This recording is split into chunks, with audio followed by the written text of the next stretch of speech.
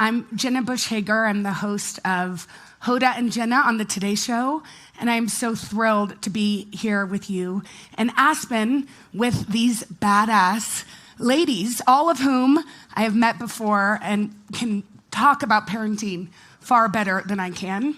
Dr. Eliza Pressman is a developmental psychologist with 2 decades of experience. She's also Hoda and my personal guru. If you have not read her book, the New York Times best-selling book, The 5 Principles of Parenting, you should get it right now. I think it's in the store. Reshma Sojani, I hope I just said that right. Totally did. Okay, is the best. She is the founder and CEO of Girls Who Code. Yes, you should clap for her. She has also done some incredible work. She's the founder and CEO of Moms First. It advocates for policies to support mothers impacted by the COVID-19 pandemic. Grace Bastidas is the editor-in-chief of Parents.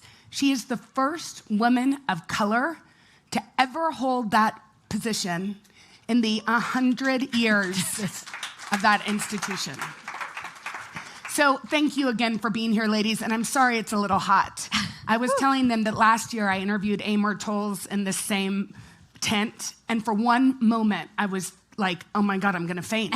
I'm gonna faint right here with Amor Tolls, who's gonna have to stand up and catch me. But luckily we have 3 incredible women, so if any of us faint, I know that I've got you, you've got me. So to start off with, will you each briefly just talk to me about your childhood, but also how you've gotten into the line of work that you do? Grace, let's start with you. All right. Well, lovely to be here. Thank you all for joining us today, and what an honor to be with these incredible ladies. So my childhood, I was raised by a single mother who immigrated from Colombia. So at home, we spoke Spanish and ate Colombian food, listened to the music, the traditions. And at school, I was first generation, speaking English to my classmates, slightly embarrassed by my lunch. I think that's a common story amongst first gen kids. And though my dad was involved, my mom joined forces with my aunt to help each other raise their kids. I've since learned that that's called a mommune. But in Latin culture, there's the idea of the comadre or the co-mother. So the idea that there's somebody there who can be a second mom to your children.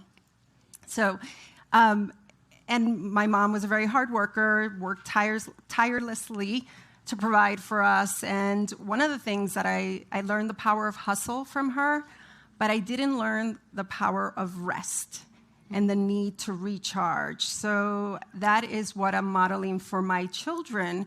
And when I had kids, they're 9 and 11 now, one of the things that came to me is, how am I gonna pass on my culture, my heritage, all the good things about how I was raised, and also picking out the stuff that I wasn't crazy about.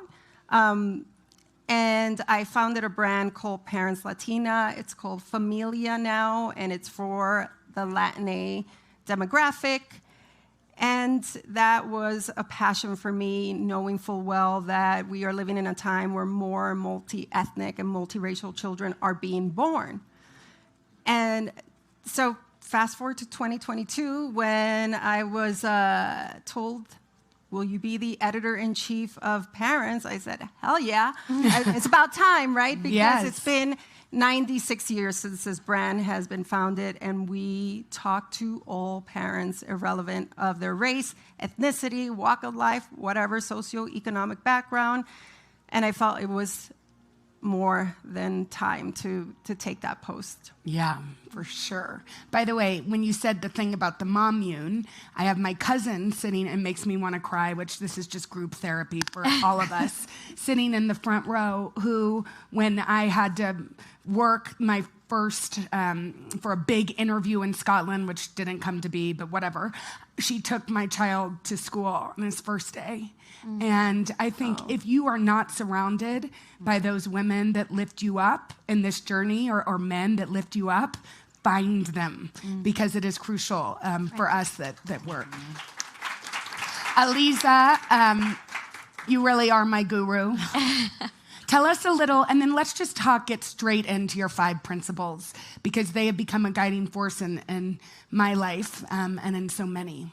Thank you. I'm so honored to be here and sitting here with all of you. And I will say, in the field of psychology, certainly, and I think this is true in many fields, but we say research is me-search.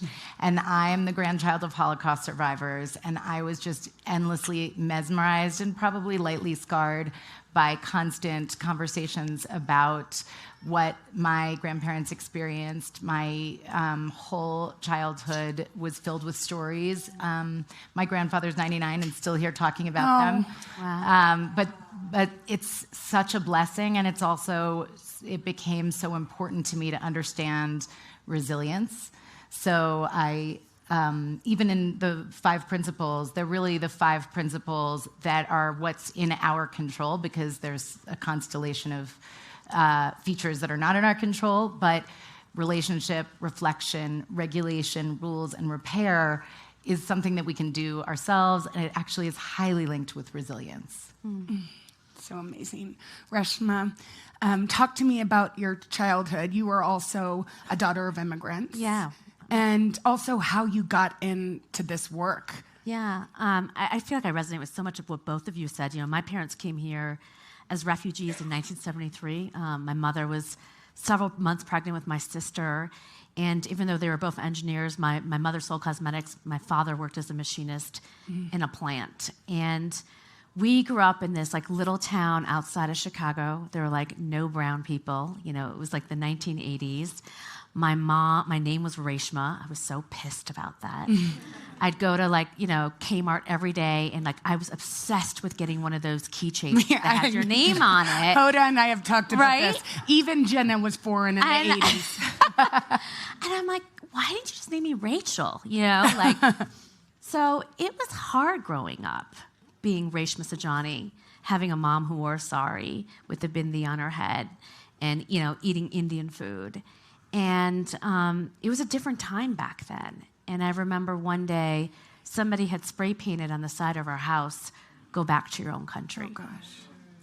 And I remember waking up and watching my father, and he had this, this jar of Clorox. And he's just sitting there, and he's cleaning the side of our house. And he was almost humming a Bollywood song. And, for my parents, they love this country. And those types of experiences was almost like the tax that they had to pay to be an immigrant. And I remember watching my dad, and I say this with love because I love my father, thinking, I will never be you. I will never, ever feel like I can't use my voice and to fight back. And so I was very moved I led my first march when I was 13. It was called Prejudice Reduction Interested Students Movement. I got better at naming organizations the older I got.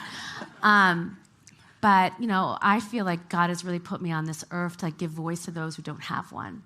So I started Girls Who Code because I wanted immigrant girls, to have the opportunity to march up into the middle class and get those fancy tech jobs and, make money so that they could, buy that house and put food on the table for their kids.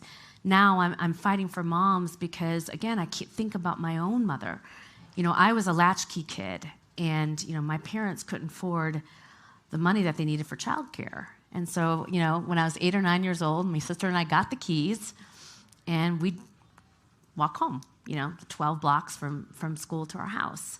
And remember, I told you about how our experience was growing up in that community, and I think about my mother all the time and how she felt at 3:30 every day, thinking that her babies were not walking, but running home because they didn't have any other choice. And how so many parents today have to make unconscionable choices because the cost of childcare is more than their rent.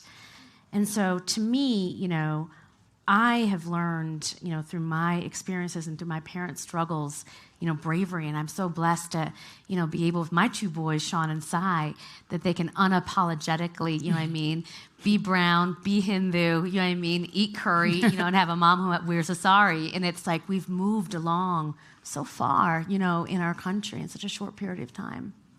I was saying to you earlier, I watched her TED Talk multiple times If you haven't watched it, it's about how to raise brave instead of perfect girls.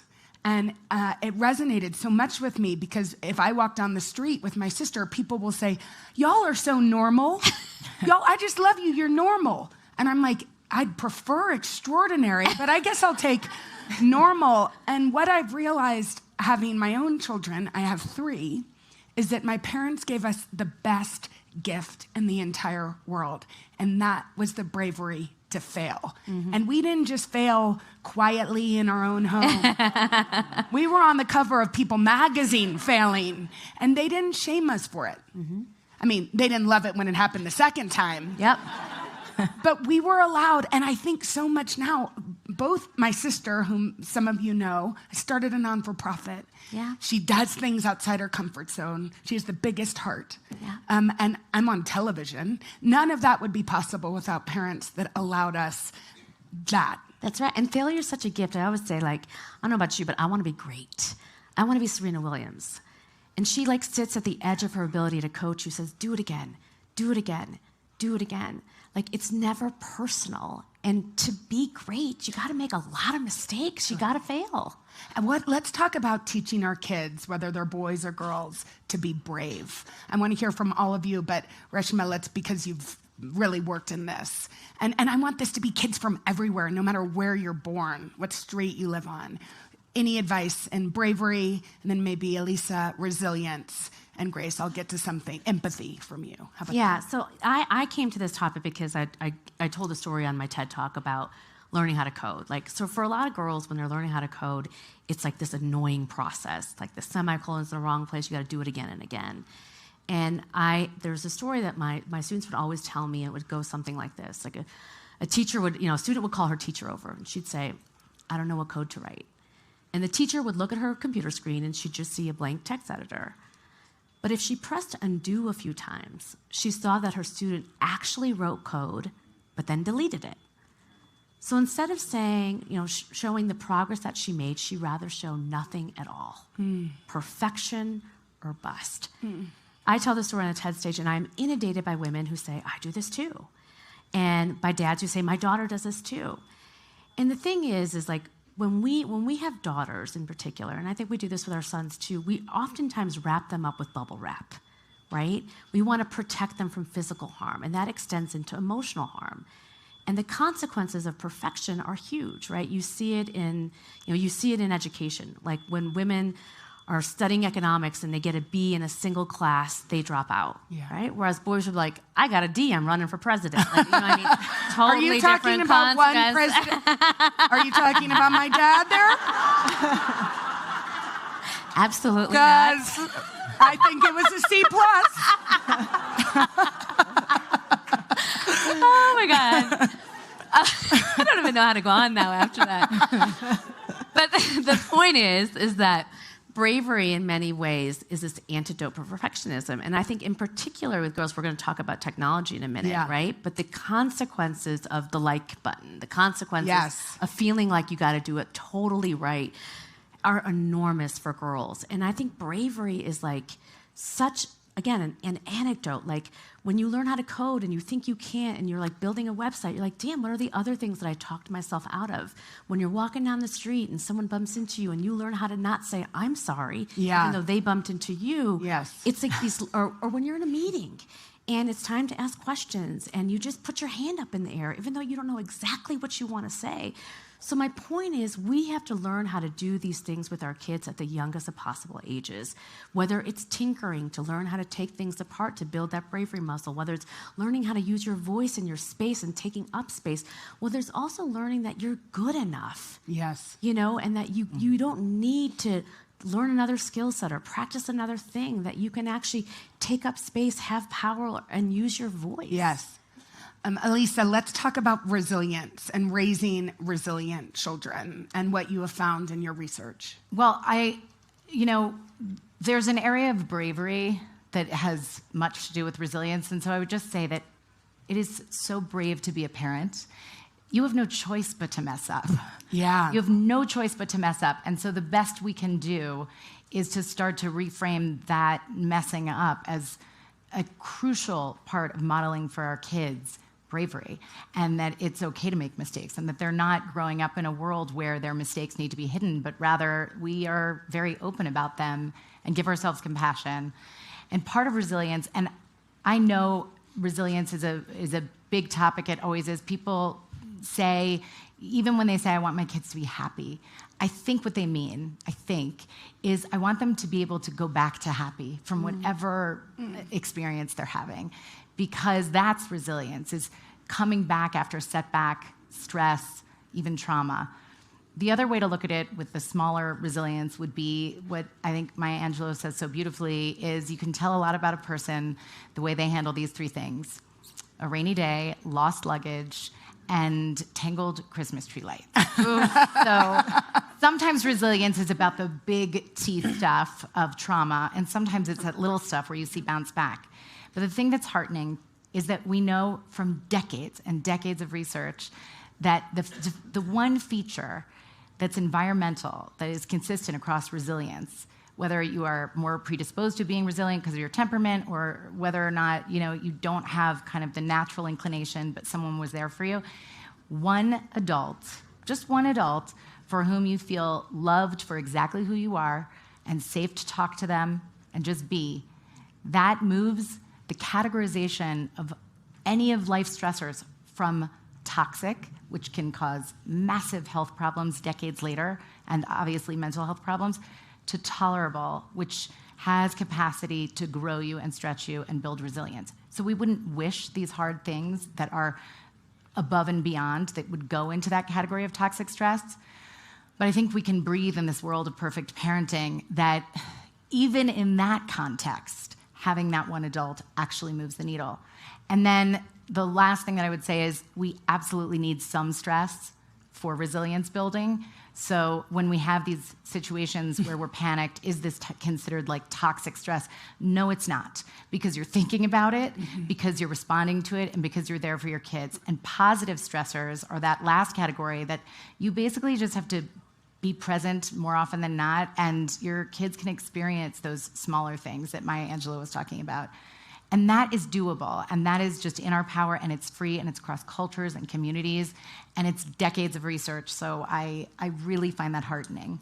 Do y'all see why she's our guru? And we have her on speed dial. Look, the three people in the front are like, I see it. Grace, let's talk about, in your work with parents, about empathy, if you can. I mean, we're not all born with it. There's ways to teach it. What have you found? Well, I just want to touch quickly on this idea of resilience, because it's bringing up for me also the power of storytelling and sharing our stories and our struggles, and even going deeper than that, talking about our families and the people who came before us.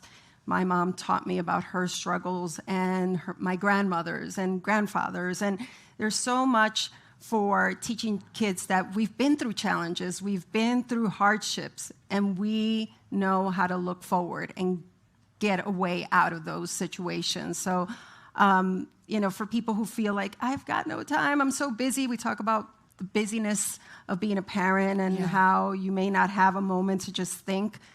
Stories at the dinner table to really bolster your child. And when it comes to empathy, I would say just really talking to people, listening, not just talking, but listening to the perspectives, their feelings, taking those in, and talking to people from everywhere, really talking to the bathroom attendant, the bus driver, taking a moment to do that. I remember when I was little, I used to ride the number 7 train in New York. I don't know if you guys know the number 7 train, but it was a train of immigrants. I think it's been designated a historic trail by the White House. Amazing. But I used to sit there because I had a long commute, and it was just full of people of all backgrounds. And I would sit there and kind of imagine what they had been through. Where do they come from? What are they thinking? Everybody's just kind of just sitting there, not talking. And it was such a great exercise in just realizing that even if these stories that I made up, everybody is going through something. And when you're a parent, you're just trying to get through the day. No matter where you are, who you are, we're all trying to get through the day. And that, by the way, that modeling, when you're speaking to others, like I always think about how we act in front of our children. And not putting too much pressure on myself. Don't worry, Dr. Elisa. She's like, I'm not a perfectionist, so don't worry. But that modeling is so important. I think we see that. We have to talk about social media. And I see Jessica Seinfeld in the audience. She has a panel after this, but she has been a huge advocate for Jonathan Haidt's new book, but for other articles that really talk about what this new digital age is doing for our children. Hoda and I are obsessed with it. We talk about it, my husband and I, constantly. My child knows she won't be getting a phone anytime soon. And guess what? She doesn't push back because that's the boundary, and it's okay to have boundaries, right? So I'd like to hear, I mean, obviously, this is interesting because we also know that it's important for there to be technology and our kids to be on board. We're looking at a woman who's teaching young girls how to code. That's magnificent. So I just want to hear from all of you about social media, what it's doing with kids, the good, the bad, how we can help regulate what we see with our kids. Maybe I'll just start, because I get asked this question a lot about AI right now, because we have a lot of kind of fears about AI and risk and safety. And so I think the thing about technology is that we oftentimes, when technology comes out, we put a lot of fear around it. Like, I remember, not being able to use my computer at law school or not being able to use Google search, at your job, because we immediately thought technology comes and it's going to either, kill our brains or like replace all our workers.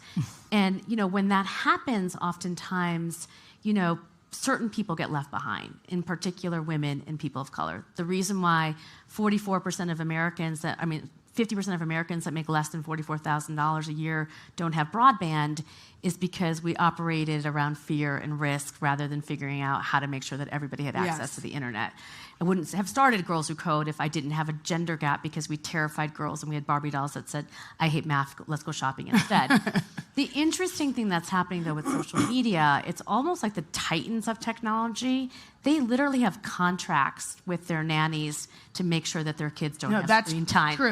True, totally true, right? So there's something different happening with social media than just kind of blatantly calling it technology. Exactly. And I also think it's always, what I often do is watch the patterns of what's happening in wealthy schools first. What are they doing? So the fact that you're starting to have a lot of schools signing the pledge, banning phones, it just makes you think that, okay, we got to make sure that we're doing the same thing in Title I schools. I have, like I said, a 4-year-old and a 9-year-old, COVID babies. It's interesting because I had more time with my little one. And so I noticed that my older one is much more attached to technology. So we are definitely, the Girls Who Code founder has limits. I too am going to be the mom that is not giving my son a phone until he's married. And by the way, by the way, 9-year-olds, I'm sure you found this. Yeah.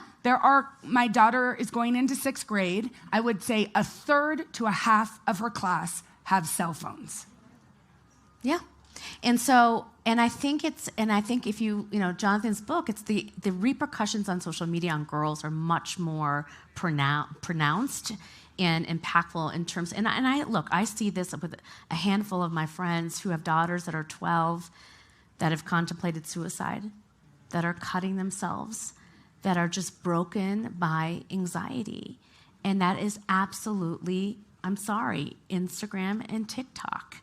And so I do think that this is a moment for us, and the organizing that we're doing around moms at Moms First, I've also been saying, well, what are we going to do around this issue? Yes. And I do think that we as moms on both sides of the aisle, we got to come together and make sure, because we got the power to hold these companies kind of accountable, and to make sure that we make real changes before it's too late. Yeah. Elisa. This is such an enormous issue. Yeah.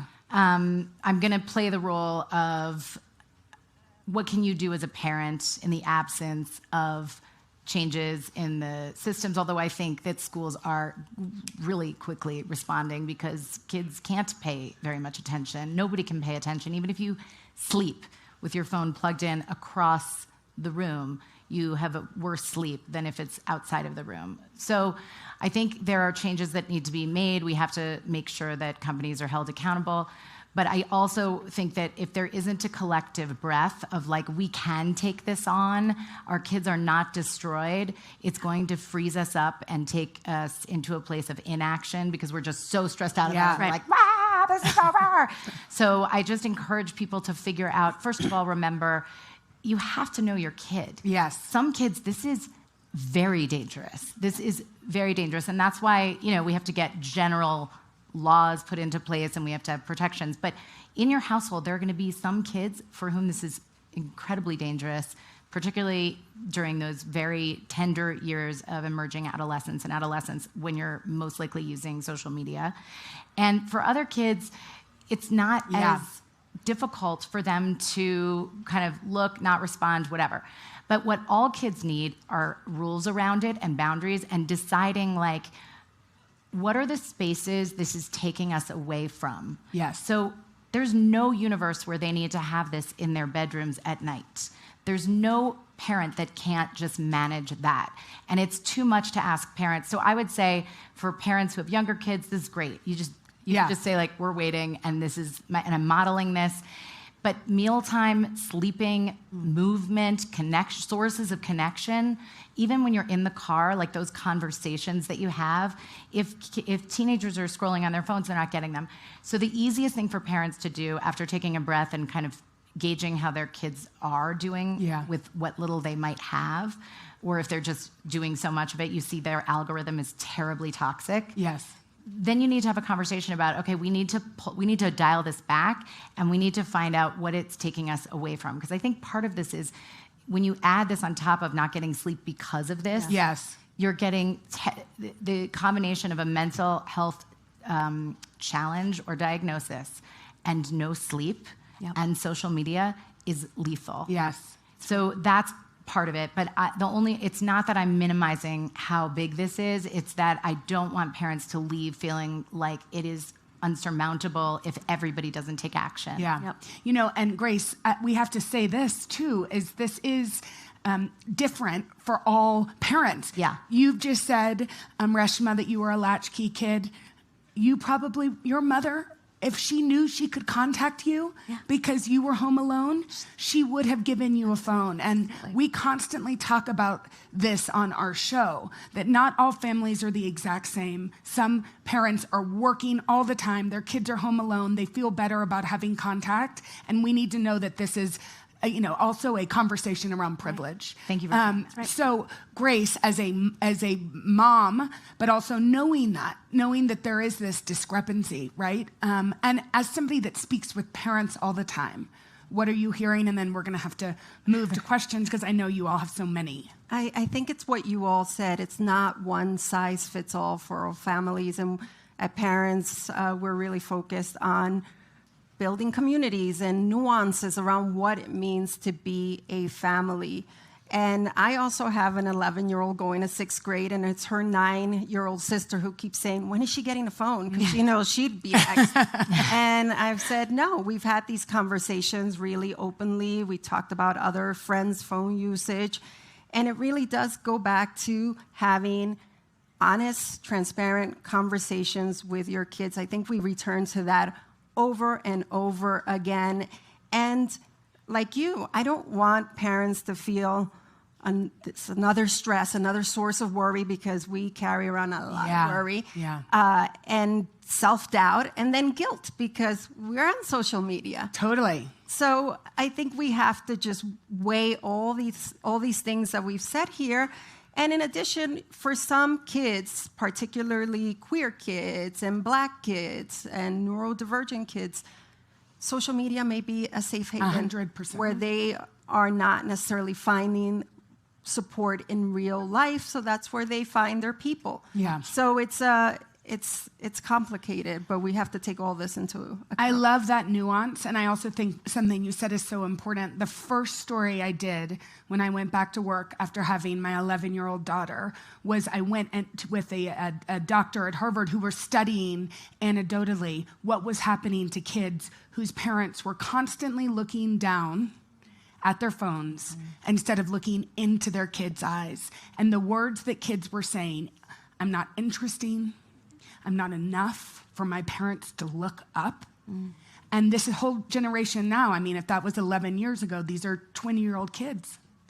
So I think it is also, I mean, I'm so glad you said that, because we're looking down. Yeah. And we should be looking into the eyes of our children because we all believe that they are interesting and enough. Can I just add one more question? I just want to add one thing, because I do want to make sure that we don't not talk about moms. Yeah, no, I was going to get to that. I want you to talk about moms because I said we're going to questions, but then the work that you're doing around the burden that is placed around moms is vital. Yeah. And I know you really hope that it actually gets into the 2024 debate, yes. among other things. Yes, I mean, it's so interesting. So the Surgeon General's here. The two groups that are suffering the most with anxiety and depression are teens and moms. And we often don't think that moms break, but they're broken. And, we're broken because, and I had this epiphany for me when I had my second child, is like, we live in a country that has no structural support for parents. We're the only industrialized nation with no paid leave. 1 in 4 women go back to work 2 weeks after having a baby. Ugh.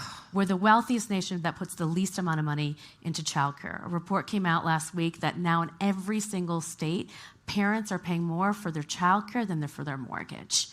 And we are the only country where men, when they have a child, they get a 6% increase, to their salary. We lose 4% for every baby that we have, right? So we are not supported, and yet we're told as women, the problem is you. If you had more confidence, if you got a mentor, if you color-coded your calendar, you too could be free, right?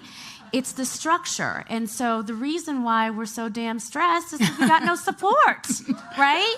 And, the kids are not all right, but the kids are not all right because the moms are not all right. Totally. It's all interconnected. And so, yes, we are, at Moms First, we now have over 1.1 million members. 40% of our moms are from Republican districts. I often think issues like childcare, 85% of Americans are like, please, can you please do something about this? Yes. It's not partisan. Most of these issues are not partisan. And so we have to start organizing as moms. Same thing with social media and what's happening with technology. That is a nonpartisan issue that we should be coming together on, and we can come together on, but we've never been asked to before. And so at Moms First, we are basically organizing that way. And, we have a petition because, whatever's going on with the debates, because we want them to ask a question on childcare, because whoever's president, I want to know what you're doing to fix this. Yeah. And literally, Jenna, in like a week, we had 11,000 people sign it. And so, I'm hoping that they're going to ask the question, but we have to fix childcare in this country. Yes. Period. I'm so glad you got to that. I think, can you run again? I know you ran once, but run again.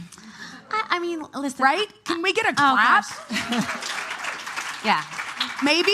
Well, is that a maybe? I'm a serial failed politician. I've run twice and lost twice. Oh, I didn't. I forgot about the second time. See, I know. Sorry. I try to forget but too. Everybody says third time is the charm. It's okay. I don't know. I mean, listen, I right now it's like I want to use my voice to make the world a better place, and I do think politics is broken. I feel like if we can actually create empathy and kindness and a different sort of politics, I would consider it. But at this moment, it's hard to feel like I could do more there than here. Yes. Awesome. Okay. I know we're going to have a million questions. So here's one right here.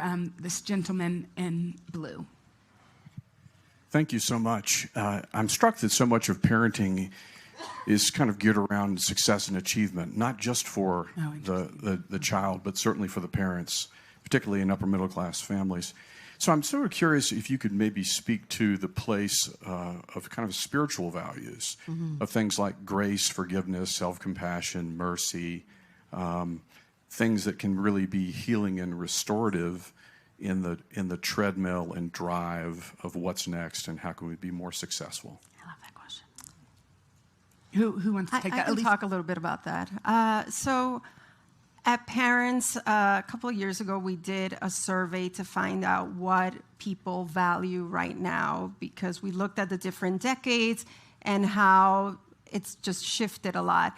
And we found, and this was just a couple of years ago, we found that kindness was the number one thing that they want, that parents and readers of parents want to instill in their children, and that sense of compassion. So that's one of the reasons that we've been so focused on community building and just bringing back that humanity that we all missed during the pandemic. I was recently at my daughter's graduation, and the valedictorian stood up. They had a valedictorian. A fifth grade? A fifth grade. Well, then maybe they do care about success.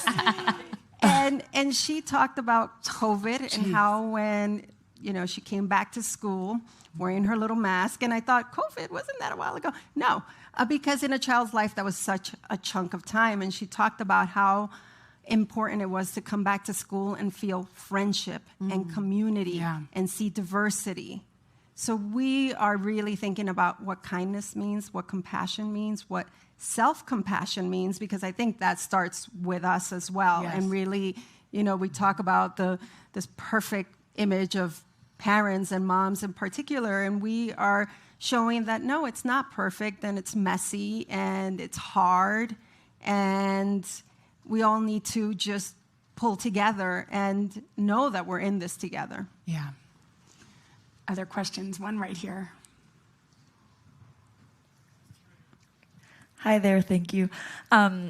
I have maybe sort of an off-the-wall sounding question. One thing that I have found, I'm a mother of a 3-year-old, is what to me feels like the insanity of our academic school calendar. Why do we still have summer break where then parents' jobs don't change, but children are all of a sudden without their day, childcare, and then there's this insanity around summer camps, and they're all different, and they're only a week long, and I feel like my friends that are moms and I, like, it's just an ongoing frustration. And will we ever, do you think, see a United States that goes to a year-round school? I mean, I would Yes, please take it. So this is such a great question because, I mean, if you think about it, why is the school day, 8:30 to 3 and the work day 9 to 5? Yeah, exactly. It's like we're set up to fail in the beginning. And I think part of it, I'm a history nerd, so it's like, I think you got to look back to like when women were entering the workforce in droves, you know what I mean? And then pre that, World War II. Yes. So in World War II, right, when the men went off to war, we had universal childcare. Did you know that? Paid leave, all of it. And we designed the workplace for families. And then the men came back, and we went back to where it was before. And you're kind of seeing the same tendency during the pandemic. During the pandemic, we figured out remote work. Yeah. We figured out that if you have a dying parent or a sick child, it's okay to actually shift the way that we think about the workplace to accommodate people's caregiving needs. So I think this is another place where we have to really mobilize around. And we as parents, and not just moms, because dads want the same thing too. Yeah. They want to take Johnny to school, right? They want to basically spend time with this because they want to like play a role. It's not just moms, but we have to feel like we have the power to actually push back and change the workplace and change the way that we, don't set up parents to fail every single minute. Right here. Thank you. Yeah. Thank you. Hi, Kristen Prinz from Chicago. Rashma, what you just said, I think is so important, that where's the expectations on dads? Because I think when you see nursing and teaching, incomes went up when men entered that. Yeah. Yeah. So when we demand more of the men, maybe we'll get more support. Absolutely. I mean, I think on caregiving in particular, like my dream, maybe you can make this happen, is to like the next Super Bowl ad to LeBron James be doing the laundry, Yeah, right? totally. It's like we have to shift culture. But I listen, I will say this, the men are with me. Yeah. Like, I actually don't think they're the problem. I agree. At all, right? I think it's a little bit of culture. We have to kind of ask, there's something deeply profound about American culture. I mean, that, like, it's different, like, in our expectations, both for dads and for moms here than it is in Canada, the UK, and India, and every single other country. And so I think that we have got to bring them in. We're certainly bringing men into this movement. But basic things, like I think we have to think about from a policy perspective, is we should have gender-neutral paid leave. Mm-hmm. Big companies that probably people in this room work at still have, if you're a mom, you get 6 weeks. If you're a dad, you get 3 weeks. So, like, we set the inequality. Like, I think about I married the right guy, but, like, I took paid leave and he didn't, and we're still fighting about the diaper bag. You know what I mean? We're still in couples counseling about who did the laundry and who didn't. because we were set up to fail by like the workplace policies. I don't know if you guys have thoughts on this, or Grace. No, and by the way, it's true. And if you look at many of us, we're sitting here because I married somebody that took my kids to a girls' soccer game last night. The world is changing, but if it's like us versus them, we're going to have problems. That's right. I think we only have time for one or two more questions back there. You've been raising your hand. Oh, well, back. Okay. Okay, it's okay. No, sorry. And then you can do the last question. Okay. Aliza, I was struck by what you said about being a parent is so brave. I'm not a parent. I don't yet know if I want to have kids, but I'm wondering if you could all speak to, like, there's so many more statistics these days about people deciding not to have children or feeling so hopeless around the idea of becoming a parent because of all these reasons you've been talking about, the lack of childcare, the climate crisis, you name it. So I would just love to, when you're talking to parents, talking to people who maybe are not yet parents and are scared to become one, what do you say to that in this world that we're in right now? Well, I think young people are afraid of the future because we have a narrative right now that the future is so bleak and so terrifying. And when you combine that without systems in place, and then the last thing that I think is very devastating is the idea that if you're going to become a parent, and when you become a parent, it's so professionalized at this point, it's so perfect that you have to be ready. Like, you have to have so much in place. Now, I think there's a conversation to be had before you have kids to be prepared, and I think that goes very far, and being reflective about that and planning and being realistic. But I do think part of it is, and I'm in this field, so I blame myself as well, part of it is that we've turned even just this natural, beautiful thing into something that only, an elite few can get perfect. And when you have that combined with this future that seems so bleak and how we're talking about it, even the language that adults use about the world, if I were a young person, particularly really young people, I would feel like the adults don't have it together. The expectation is perfection. There's nothing in place for it. I'm not doing this. So I think that is something, particularly in my field, we can work on a lot. I'll also just say that one of my best friends in Texas, which we all know Texas, has chosen not to have children. And it's for those reasons, but for other reasons, because she doesn't want to be a mom. Yeah. And I think it's time that we have conversations around choice. Yes. And if you don't want to have kids, that's up to you. And so, anyway, we don't need to get all into that. There was one more question back here. She was raising her hand. I wanted to make sure we get to her. Yes, greetings, everyone. I'm Angela Patton with Girls for Change in Richmond, Virginia. Yes. I keep hearing this word mobilize, and I'm excited about that. But my question for the panelists is, how do we do that when we continue to work in silos? Yeah. And what I mean is that this conversation we're having now, I work with a predominantly Black community, and they are extremely behind in this future of what we see that we can do to better our parents and to make a better future for Black communities that I work with. And so they do not have access to you all. Yeah. So when you say we're going to mobilize, my question to you is, how do you reach outside of the community where you are comfortable, where you have access, so those of us who may not know what's happening can join forces so we can get to the win? Yeah. All of you answer. Yeah. Do you want to start first? That was a great question. It's a great question. I mean, look, why don't you go and then I'll go. Well, we, at Parents, we're very engaged with just showing different points of view so people feel a sense of belonging. I talked a little bit about our community building, but we have a community called Kindred, which centers Black voices and is very focused on raising free Black children. We have a community called Familia, which centers Latina voices. So we're trying to, even if you live in a community where no one looks like you, to create that sense of belonging, because we know that trust comes with seeing other people who look and sound like you, even if they are not close. There's a sense of trust, of shared experience. So we are trying to accomplish that via community building. Yeah. I mean, look, I've built 2 movements now, and as a social entrepreneur, I think you always build for the most vulnerable. So when I built Girls Who Code, I went to refugee camps and the most underserved communities, and if I could teach a girl who doesn't have a computer how to code, I could teach anybody. And 10 years later, we taught 650,000 kids, half of which are in their poverty lab, half of which are black and brown. We changed the face of tech. And it's the same thing with motherhood. Like, I'm obsessed. Like, I think motherhood is the unfinished business of gender equality.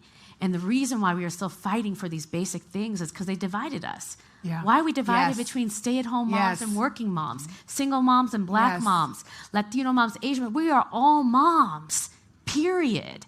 And we all want the same things, and we all have the same experience. You know, I just had a summit. We had our first community call. 700 women logged on. And I asked a question. I said, what is the one thing that you would change about American motherhood? You know what the number one answer was? Respect. Yeah. I'd like to clap for that. Yes, yeah. I also just want to address this because we haven't talked about this, and there is actually no time today. But at Mount Sinai, we have the Mount Sinai Parenting Center, where it's a scalable program of training physicians and anybody in the hospital setting that cares for families to integrate parenting and the support for all of the things that we're talking about into the well child visits, because that's pretty much, we have 95 to 98% of kids will be in their primary care visit 15 times in the first 5 years. So if there is no access, there's access there, and there's free training. We're at over 200 hospitals, and then there's parent-facing information that's in the well child visit that's designed exactly for every community. And I really encourage anyone to look on there to bring that to your healthcare provider, because you're right, there's no time. So that's part of it. The communities are siloed, and different families have different needs. And the healthcare system sees a lot of them. Thank you. I mean, we could talk here all day long. Thank you to all of you for all of your work, everything you do.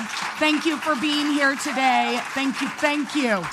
Thanks for watching. Stay updated about breaking news and top stories on the NBC News app, or follow us on social media.